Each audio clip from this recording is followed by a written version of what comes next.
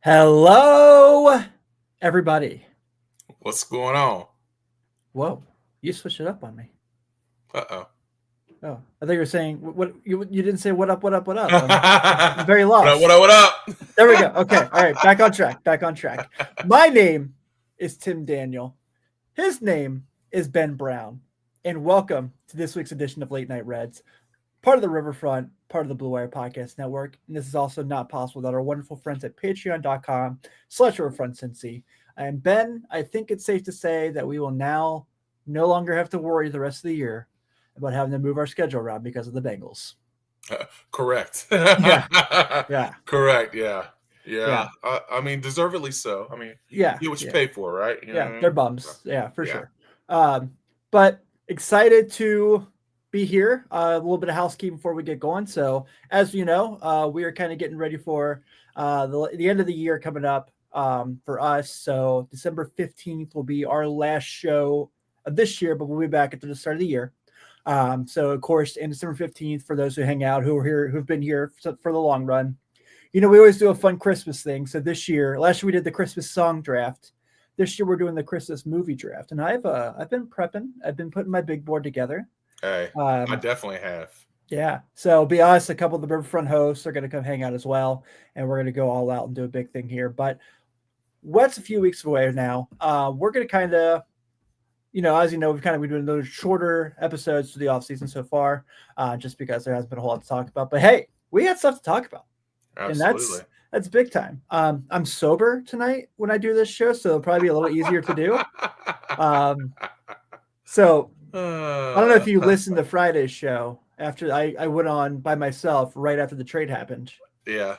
And I was like, I was thinking I had this free night. I got Iris down for the night. I was like, I'm going to play video games. I'm going to watch The Penguin. I'm going to Oh catch yeah. up. And then I go and sit down on my couch. I like pour my bourbon, I pour my Coke, mix my drink, got my Toy Story glass.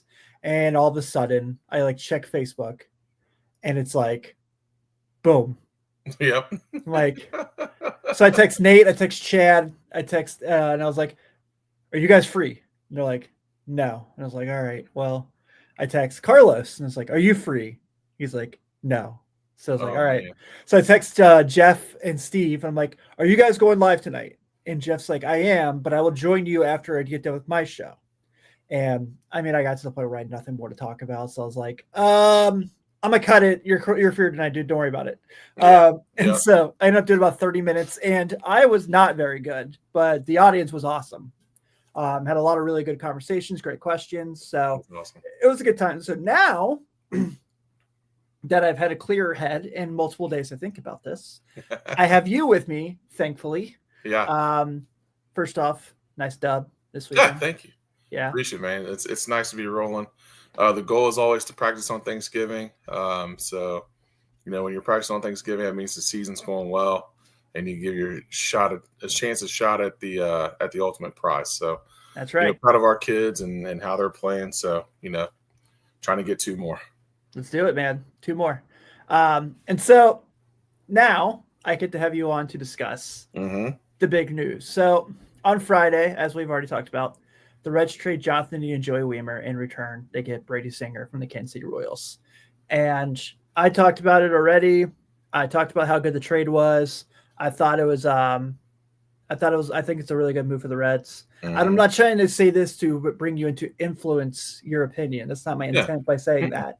But just genuinely curious, your immediate reaction when you saw the news. I know it was a little later because of the game, and then now Yeah. you've had a couple days to think about. Has your opinion changed? No, no, no. I was. We knew something had to be done, right? I Yeah, mean, that was one of the things that was floating out there. Um, what are we going to do with India? He's our trade piece. Um, and we had talked about it. With Matt McClain coming back, the infield was getting crowded. So for them to make a move to try to bolster our rotation with a guy that's a proven winner, a guy that can win at this level, at a high level.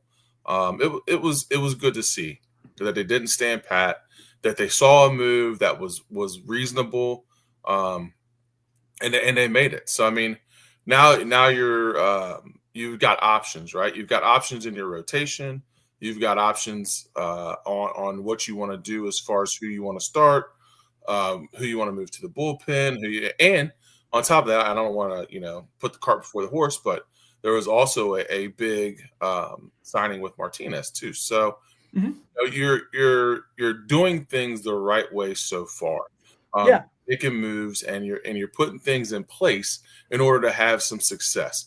I love John. I don't have anything wrong with Jonathan India. same, I same. I thought he was one of the few guys that was a leader in the locker room. I thought he was a guy that always played the game the right way. He did whatever was asked of him. Was a rookie of the year. Did all the things the right way. But our infield was crowded. We already talked about that. So he was the odd man out. I'm just glad that they made the move for a guy that's going to be able to help us this year. No prospects, no nothing. Right.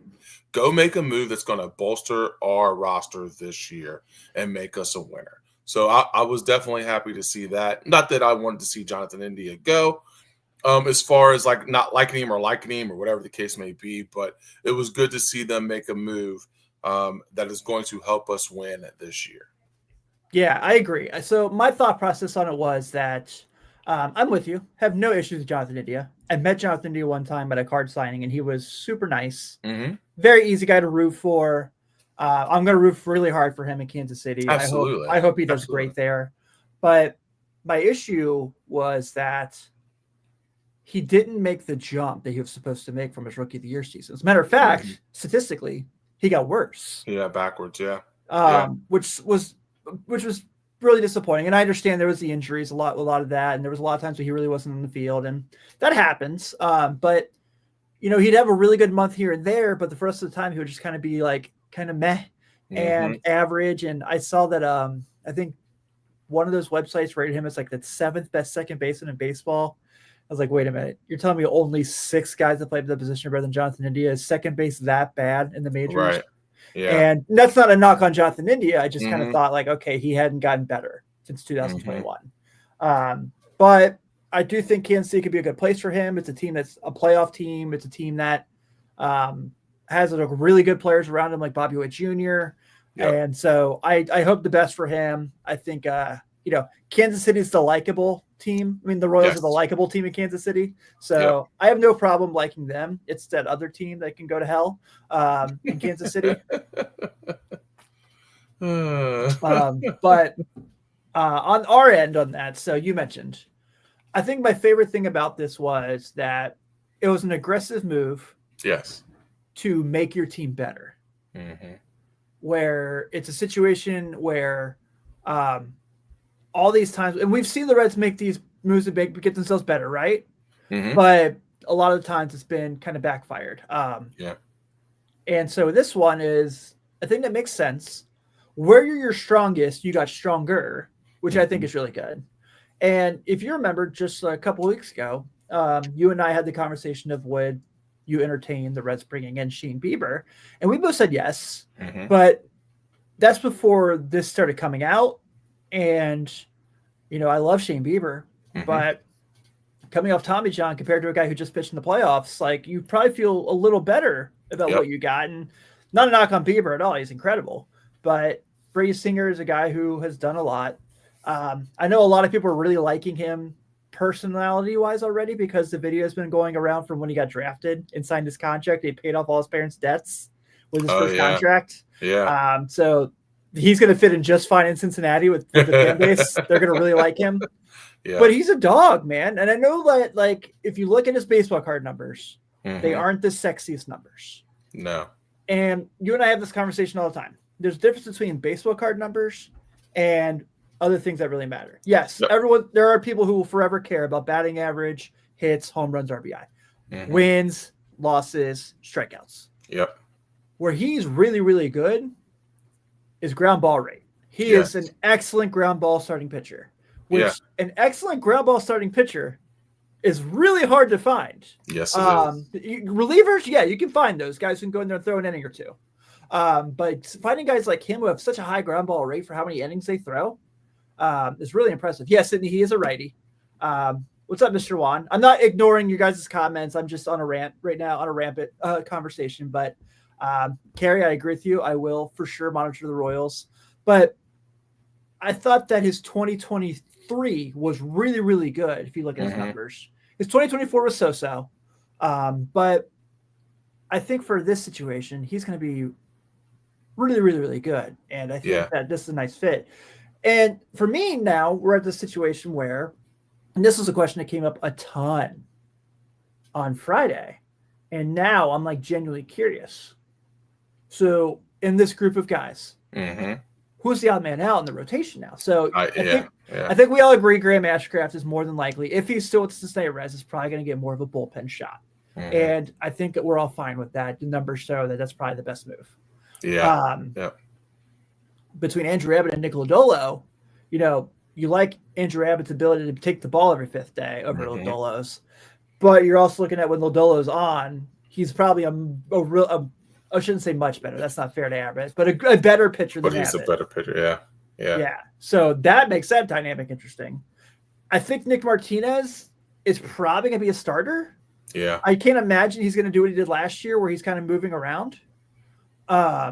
Just because I think that probably doesn't make a whole lot of sense. Right. For the money they're about to pay him in that circumstance. Oh, what up, Skyler? I'm going to be on a show with Skyler here after our show's done. I need to check that calf score while I'm on there, by the way, to make sure everything's still going okay. They got the almighty Toronto Raptors stipend. Everybody watch out. Oh, yeah, no doubt. They're up big. I'm fine. So there you go. And then I think too that it was just the right time to make the move. And I think that it was just really, really fun. So, okay. And you mentioned one thing that's also come up quite a bit is, okay, so we talked about the rotation. I'll make sure you can talk about this. Don't worry. Oh yeah. So this is 2 points and I'll let you talk. I'm gonna let you finish. No, you could. Oh yeah. And God, Carrie brought him up. Totally forgot about it. The guy who you and I both think is the number 2 starter next year. Yeah. But does he start in Louisville does he go to Louisville to start the year? Right. Which I don't think he does. Yeah. Nor do I think he should. Yeah. From the way he ended the year last year, I don't think you could do that in good conscience for sure. Like he was a stud. Yeah, as long as he just doesn't have a horrible spring training, he's got it. Correct. Yeah. And also, please God, keep number 81. I've said this a million times already, but keep it. Dude, you want marketability? Be something that nobody's ever had. 81 is legit. You know why everyone remembers Adam Ottavino? Because he wears number 0. 0. Yep. Right. Yeah. Not the fact he's pitched for the Yankees and the Red Sox and the Mets. They remember his jersey number. And they're like, oh yeah, that guy. Or is he 88 or he's something? You get what I'm saying. But the other thing is that you mentioned, and I'll let you kind of hit on those 2 points, is a lot of people talk about the locker room part of it, where Indy is a locker room guy. Bob made a comment in the chat just now about when there's a video from when they're both at Florida together, where Indy is consoling Singer after he got pulled a rain delay. That's a really, really cool video. Yeah. And so that's the thing everyone kind of keeps coming back to is like leadership. And I am all for team leaders. I am all for it. Love it. Think it's great. That's the whole reason we all wanted Joey Votto back for 2024. We all knew he wasn't Joey Votto that we all grew up with, but we knew the leadership thing was there. I get it. But don't you think you can kind of create leadership? I mean, Hunter Green is now going into his 4th big league season. Yeah. Tyler Stevenson's going to his 5th big league season. Yeah. TJ Friedel has been around for a long time. And so, yeah, it sucks to lose India, but I think they're going to be okay in the leadership situation. Yeah. Here's the thing. Leadership is developed by good leaders. Yeah. So, you bring a guy in like Terry Francona, who's a leader of men, like he will develop leaders. I'm not saying that everybody is built to lead, but if you are built to lead and you have somebody behind you that is showing you what leadership is, then you will take the reins and be a leader. So I don't worry about that too much. I think they have enough guys on that team that one want to win. They want to Mhm. win now, and two, they want to do things the right way because the guy at the helm is going to be the guy that's leading them to do that things the right way. So I don't think that leadership will be an issue. I don't think the locker room thing will be an issue. Um, so I think that there's a lot of things that they can do and he can do in order to foster leadership. So I don't worry about that too much. The other thing about Singer is that of the pitchers that are now in the rotation, he pitched more innings than anybody in the Reds rotation currently right now. Yep. So a guy that can go out there and pitch that many innings and give you quality innings and a ground ball pitcher is going to be huge and pay a ton of dividends for a team that needs guys to go out and take the ball every fifth day and give you 6 quality innings, possibly 70 quality innings. You saw that when Hunter Green was at his best and was giving you 7 innings. We won a lot of those games. We did. Because so I mean the opportunity for a starter to give you 7 quality innings and for you to be in every ball game is a good thing to have. Yeah, absolutely. So I think this is going to be, I think it's a good move, and I'm Mm-hmm. excited that you're not even saying since the Francona hire came out, we just said there's no way he's going to come back, and they're just going to stand pat. Correct. There's no way that he would have agreed to that, and Mm-hmm. so I'm really happy. I hope this is just the beginning. Oh I hope yeah, I hope we can. absolutely. Yeah, I hope we can keep it going and go from there, which is what the theme of today's show is going to be. It's just kind of talking about the next move. And before we do get to that, Sydney brought it up. I want to make sure I mention it. Sounds like Mike Napoli is going to be part of the Red staff. Okay. So even though he's not a player anymore, I'll ask the chat this, and I'll ask you this. Even though he's not a player anymore, can we say Party of Napoli's is in Cincinnati now? Oh, absolutely. Okay. 100%. Okay. 100%. Yeah. So Party of Napoli's is at GABP 81 times this year. Yep. Maybe some double headers if there's some rain delays. So, yeah, man. So let's kind of talk about where does the team go from here? And this could be multiple things. This could be locking down the core guys that you want to stay in GBP. This could be making another trade. This can be attacking more weakness. Kerry brings up backup catcher. I talked about that. I really think that's the thing they got to make sure they attack. Skyler here talks about extending Ty Steve. Love that. Would do that in a heartbeat. Yeah. So, and then Dave brings up, I guess since Joey sold his house in Indian Hill, doesn't mean he's not considering the job with the Reds. I mentioned a couple weeks ago, I thought that was less likely than everyone else did. So I wanted to kind of get there.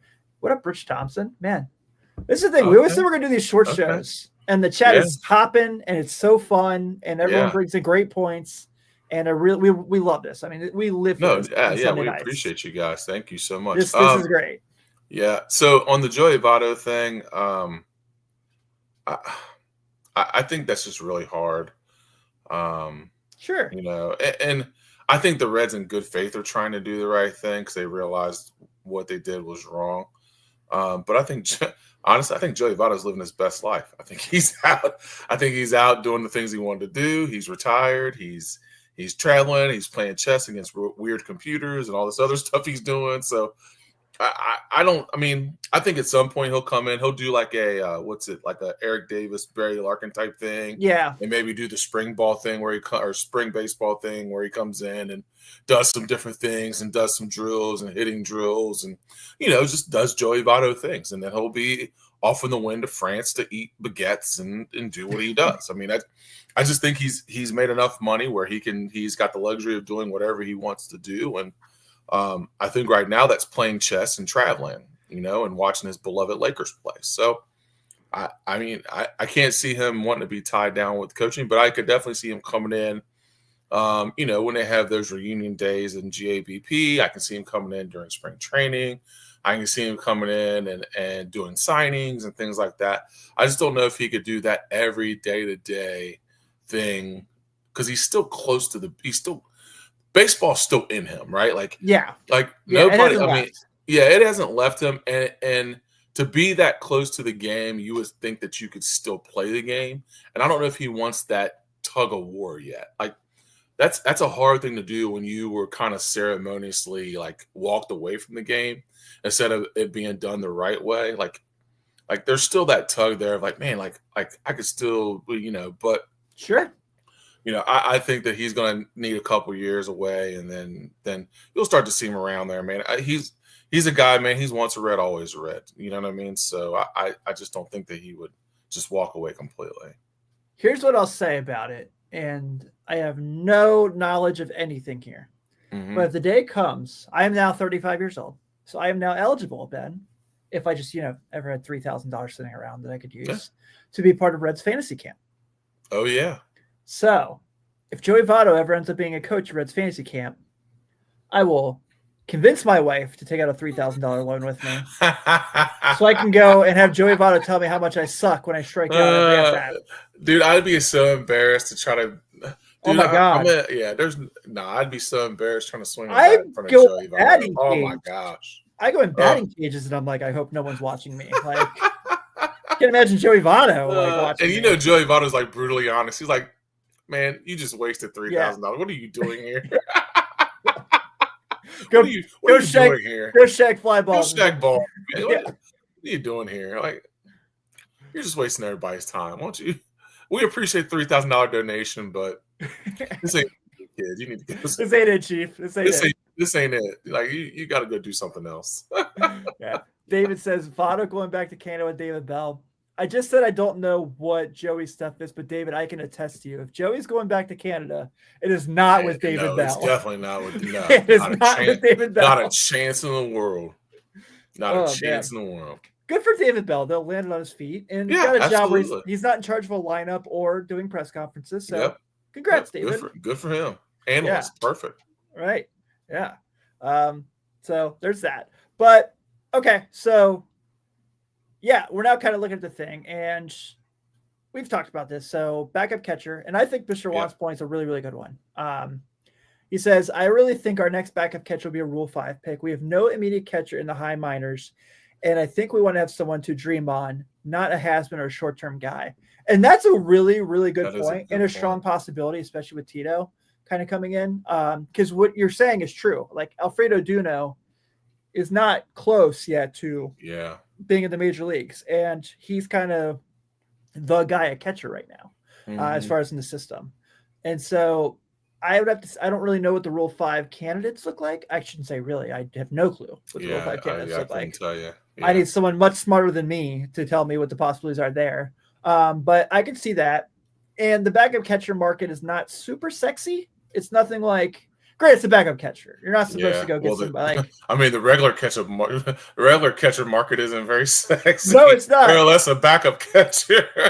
Yeah, you're right, man. Like I think Travis Garneau already signed, and I'm like, okay, so who's out there now? And it's like, Jacob Stallings, maybe.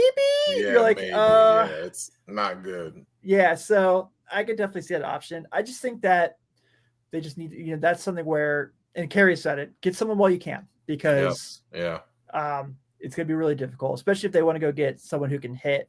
David brings up Grandal.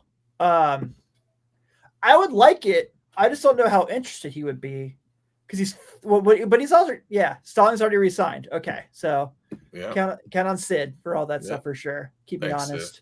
Grandal makes sense, but I don't know. 36? I'm going to say, Yeah. I mean, that was, the Reds drafted him. Yeah. God, that was forever ago. Yeah, that was forever ago. Bob brings up Danny Jansen. I wouldn't mind that one whatsoever.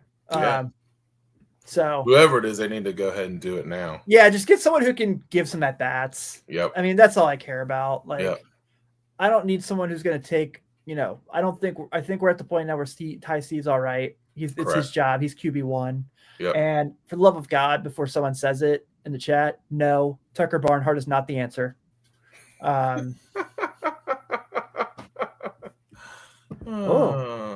Martin Maldonado. Yeah, those are good names. I think that, like, absolutely. And for what you're looking for, it's not going to cost you a ton of money. Yep. I know, knowing our luck, though, Kirk Casale will be back with the Reds for a third time. He's like Hal Morris. He just always comes back. He just always pops back. Yeah. Okay, so Outfield is obviously the other one. Yes. And yep. I have been on my soapbox quite a bit already this offseason discussing Lou Bob. And Yep. I still stand by it. I still think it's a good idea. But I teased in my overt of libations on Friday a name that I was going to throw out on the show. And I'm curious the chat's thoughts. I'm curious your thoughts as far as a right-handed outfielder the Reds could go and get and to kind of make this thing happen. And this is the trade route that we're talking here. So it's a right-handed outfielder for the Angels, but it's not Mike Trout. I was going to say, what are your thoughts on Taylor Ward? Ooh. I have no knowledge if this is possible. I have no knowledge if he's being shopped, but Taylor Ward seems like a guy who makes a lot of sense for the Reds timeline. Yeah. And the Angels probably aren't winning while they have control of him. No, not at all. Yeah, I like that. Yeah. If they can make that happen, like that's kind of ideal. Yeah. Like, that's kind of ideal. Wow. Yeah, Lou Bob's still my number one. I just know it's highly unlikely, just because I don't think the Reds have the prospect capital the White Sox are going to want for him. Yeah. I could be wrong. I could very well be wrong. You could have to throw in a Graham Ashcraft or an Andrew Abbott, and I say do it if you do, or Nick Lodolo if you just full on just don't trust the medicals. But Taylor Ward numbers are really good. Gets to play in this park. I think he'd be really, really good. Yeah. I like him a lot. And then Jurickson Profar is coming up a lot. I was just looking at that name. And just had an awesome year. Like I would totally like to have him as well. I looked him up. See, it would be fun. But here's what you're looking at with Taylor Ward for those who are just kind of curious. So last year alone had a 748 OPS. Okay, not great. But 25 bombs, 75 ribbies, steak sandwiches, and was pretty decent. So Sydney pulls up from Baseball Savant. If he played a GABP last year, he would have 34 homers. Holy cow. This goes back to the conversation we had about Goldschmidt a couple weeks ago that everyone has disagreed with me on. GABP last year, he hits 35 homers. And then I saw, so John brings up Anthony Santander is a name that comes up. And I saw that, the Cubs obviously have interest in him. The Cubs are going to have interest in everybody. So let's just don't even worry about that. Yes, they are. But I think that, has also played in the infield since the Reds can't stay in one place. That's a great point. But I would like, whether it's Lou Bob, Taylor Ward, Jurickson Profar, I just want one of those dudes. And David brings up an awesome point here about Profar. Could take over the leadoff spot. Perfect. Switch hitting leadoff hitter. Matt McClain hits second or Ellie hits second. Yeah, I'm in. Let's do it. But this is all speculation, of course. So of those names we mentioned, you have any thoughts on that? No, I think any of those guys would fill the spot that we need.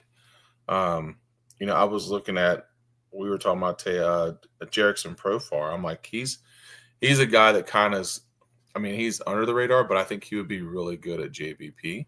And I think that he's a guy that you could bring in and he fills that void, right? He's that guy he's a solid outfielder. He can do the job. And you just need to find guys that are going to do what we need them to do. And they're proven outfielders, guys that can play the position and play it every day at a high level. So any of those names would suffice for me. I just don't want the Reds to play the game of wait and see. They need to go. They need to continue to stay aggressive and go after probably at least two of those dudes. If we're sitting here in February talking about they got Lou Bob and Jurickson Profar, and Jurickson right now, we're gonna be here like our faces painted red and white with like baseball stitching, like the Brooklyn Brawler. Excuse me, Abe Knuckleball Schwartz. For those who are in the know. and Uh, and also that'd be awesome. I mean, but yeah, Tyler O'Neill. I just see his name's coming up a lot. I like the yeah, idea of him. I saw a lot of people really. We kind of talked about this a little bit a few weeks ago, but the people who are like, I don't want ex Cardinal players. I'm like, I don't care who they played for. yeah. I Here's the don't. thing. And honestly, and here's how kind of how I feel about it. Um, that organization has won a lot of baseball, Correct. whether you like them or not. I Sure. mean, they're one of our biggest rivals, but they've won. That organization does things right, and they've won a lot of baseball games. So guys that have been there know how to win. So Correct. I would be more than glad to bring it in guys that have had playoff experience that know how to win. I mean, I don't. It doesn't matter who they played for. I just want guys that know how to win and play the game the right way, and Yeah. I'd be happy. I mean, to use an example of the people down the street who are giant losers right now, but have done things right in the past recently. Hmm. Do you think the Bengals would have signed Mike Hilton if they didn't play against him with the Steelers and see what he did there for 3 or 4 years Yep. before he came to Cincinnati? Yep. Yep. So yeah, I Yeah. am. It happens a lot. Yeah, It for happens sure. a lot. Um, John, I was singing these praises last year. If they want to write a compliment to Freya, they could go get Randall Grichuk. I really like Randall Grichuk on there. Mm. I think he'd be really good. So I think the other question is, in your eyes, and you don't have to give me a definite here if you don't have Mhm. one, but I should say, do you see a situation? Now think contract, think Peter he just had. Mhm. Do you see a situation where Jamer Candelario could potentially not be a Red next year? Ooh. I do not. Not that the Reds wouldn't want probably try to move on from him, but That's a, that's a lot of money that's a for a lot of guy who money. didn't play very well. Yeah, that's a You're gonna lot have of to find a money. team that has the room for him Yeah. and the at bats. Yep. He has to go back to like DC or something, and I don't know if DC No. will even do it. You see that a lot. You see that a lot when people overpay for somebody and then they're like, "Yeah, we need to move him." But like everybody's like, "No, no, no. He's yours." Yeah. I mean, because I mean, truthfully, I mean, we paid he his contract is big. Mm-hmm. And truth be told, like the way he played last year, like he really doesn't fit anybody. Nobody's going to take a flyer on him. Maybe So the it's White like, what do Sox for Lou you? Bob. I mean, you want to if Pay you some want to money. throw a couple pieces together. I mean, they Yeah. got money to blow. I guess. I mean, they had 100 and some odd losses. They might be looking for some pieces, but um, yeah, I just think it's hard. Especially with his position, I think it's hard to try to move a guy that's got that much money owed to him. Especially for most teams are going to look and be like, dude, that's for the season he had last year. Like, I'm not spending that kind of money to bring that guy Yeah, because if you're doing that deal where you're moving on from him and you're finding a team willing to give him the at bats in. and Hmm. also be willing to pay that contract, which you and I are very much, we've been very honest, do not care about the guy's Yeah, contract, yeah, yeah. care about No, what they're not at doing on the all. team. Absolutely. So you're looking at Washington, you're looking at the White Sox, Hmm. you're looking at the Miami Marlins, Hmm. probably in that case. But that's probably about it. I mean, Yeah, The Rockies, maybe. that's about it. I mean, Yeah, teams that really don't have anything to lose but want to try to they're trying to convince their fan base that they're trying. yeah. Hey, we're trying. Look, we got Jammer Carolina. We're trying. We're trying. Like, nah, man, that's not trying. Jimmer You're just Candelario next year is on like the promo tickets for the Miami yeah, Marlins. like Like he's sitting yeah. outside the stadium on like Yep. the banners. Yep. Like Waving. Nah, yeah, we're trying. Nah, that's not it. That's you not just it. you're walking up to Lone Depot Park to watch the Marlins. You and five of your friends. You're going to be the whole stadium. You just see Jimmer Candelario like this. Yep. John says he saw a snippet where Oakland, Las Vegas, Sacramento, Yeah, whatever what they are are, they? Yeah. um, is interested in Candelario. Sure, sure. I mean that makes sense. It does Hey, make we're going to Vegas. I think in 2 years, maybe three. I don't know. We'll let you yeah. know when we know. Um, Yeah, that makes sense. yeah, I'm genuinely curious about what does Tampa look like next year with their team because Mm. obviously for much worse reasons than what we're talking about here. Like human reasons than baseball reasons. Yeah. Like, are people going to want to play there, not Mm-hmm. knowing what the stadium situation is going to be because of the roof Mm-hmm. from the hurricane and things Mm-hmm. like that? That sucks. Like, that's Oh, it's scary. terrible. Yeah. It's terrible, especially like you said, it's the human aspect, right? So, you technically, I mean, you don't have a home, so you're going to be playing Right. pretty much all your games on the road. Um, and it's going to be uncomfortable. I mean, it's an Mm-hmm. uncomfortable situation. So I don't know what they do. I mean, it's kind of unprecedented. I mean, the only time that's really kind of happened, and it was even off season, but like when like Katrina hit New Orleans, like Yeah. it was kind of like that for like the Saints, Mm-hmm. a little bit, but even that wasn't. I don't think it was as I mean, it was bad, but it was more off season stuff for that. So I don't know. I mean, that's kind of the only comparable thing I can think of is when Katrina hit the Superdome. Okay, so everyone's saying that they're playing at the Yankees AAA park. I mean, not AAA park because that's Scranton, but I guess I forgot Tampa that the Yankees somehow have a team in Tampa. Yeah. Sure, Okay. but still, yeah. Was it Toronto during COVID was playing at the Buffalo Bison At the Stadium? Buffalo, yeah, they were. Yeah, Yep. and then the Raptors during COVID were playing in Tampa In Bay. Tampa Bay. Yep. That was Yep. weird. Yeah, you mentioned Katrina. Um, the New Orleans Hornets were playing in Oklahoma City. Mm-hmm. They had this Mm-hmm. NOOKC And jerseys. okay. Like, that's weird. Yeah. Yep. But yeah, I mean, yeah. So Mr. Juan says they're for sure going to sign Juan Soto now, right? Dude, what do you think about that? Uh, Man, I've just seen a I lot of bananas where people are like seeing Yankees fans just losing their crap that he's like, yeah. because I don't know, man. I'm not someone who like gets to go out and make bold predictions about players, but it's certainly starting to sound like he really likes the Boston Red Sox. Oh, dude, do you know how crazy that would be if he became a Red Sox? Oh my The gosh. opposite Johnny Damon, the Yes. opposite Jacoby Ellsbury. Yeah. Oh my gosh, dude, that would be oof. Like I haven't had a reason to even watch those Yankees Red Sox games in a couple years because I mean Yeah. without the marquee names on the Red Sox, it makes it a little bit like when the Red Sox are competitive, it makes it fun to watch, but they haven't been competitive, so it's like even though ESPN still chooses to put them on 71 times a year. But 5 hour games, yeah, even with the I pitch mean, clock. even with the pitch clock, it's just long and monotonous. But dude, you add Juan Soto to that. Whoo, that may be worth watching on a Sunday night. At least not 71 times, maybe 30 something times. I'll watch it. So I've talked about this, and like we all know, I'm not a huge Marty Brennaman guy. Yeah, I understand the people who love and adore him, and that's great. It's not for me. yeah. But the one thing I used to always crack up at with him that would just always make my day it would always be in the seventh inning, and they would kind of be going around the league and listing the scores. It'd be like, the Pittsburgh Pirates lost today to the Chicago Cubs 3-2, and Jake Arrieta threw 7 innings, and he'd get to. And for the 94th time this year on Sunday Night Baseball, the Yankees and the Red Oh Sox are yeah, playing. man.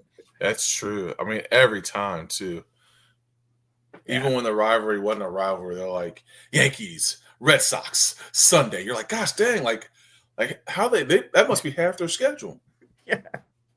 You're like, guys, there's no one in the stadium. It's COVID, and you're still making us watch this all the time? Yes, all the time. Oh man. Have you watched the '04 Red Sox doc on Netflix yet? I have not. I haven't either. Yeah, I I have have I've not. it's the only reason I haven't listened to Seth and Chris's show from Friday because Yeah.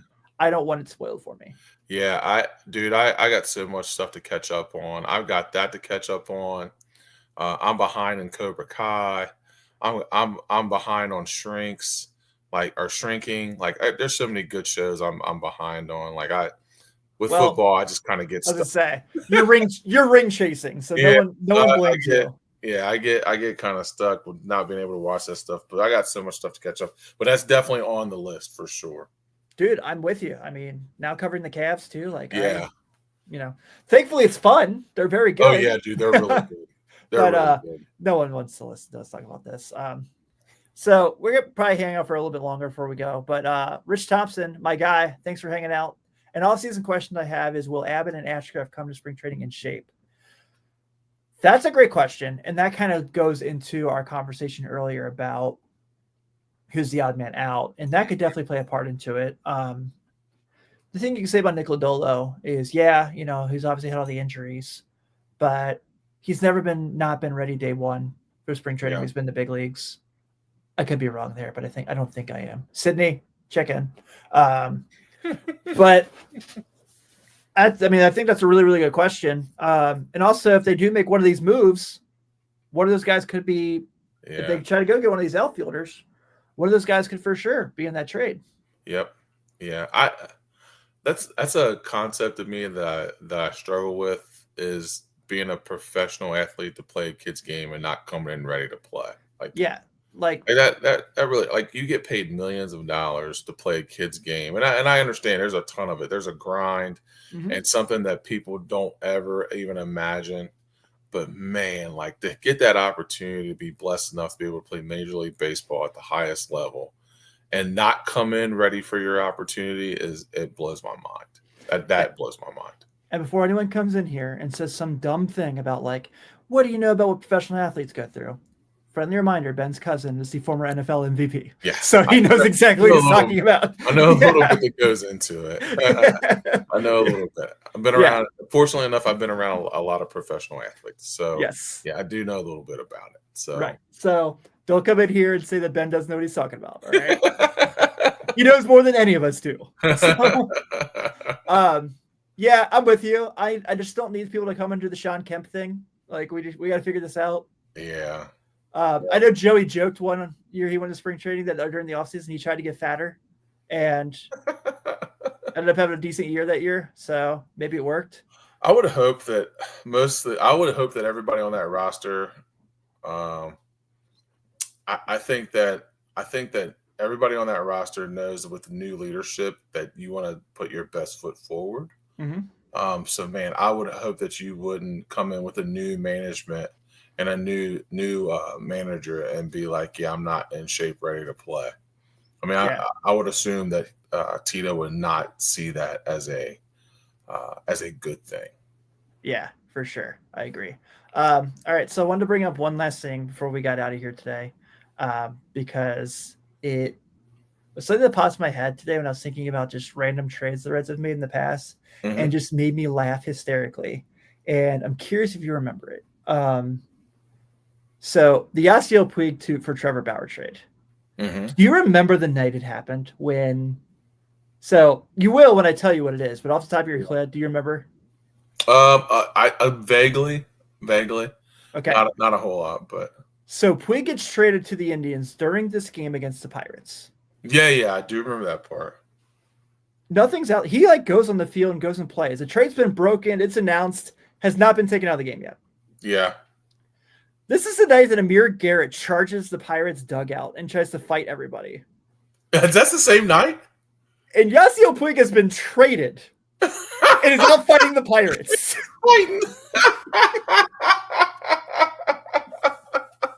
Straight up, has no idea he's playing. Like Jesse Winker, there's a video that goes around where Jesse Winker's in left field and someone in the crowd's telling him that Puig got traded. Yes, he's like, I do remember that. He's going, what?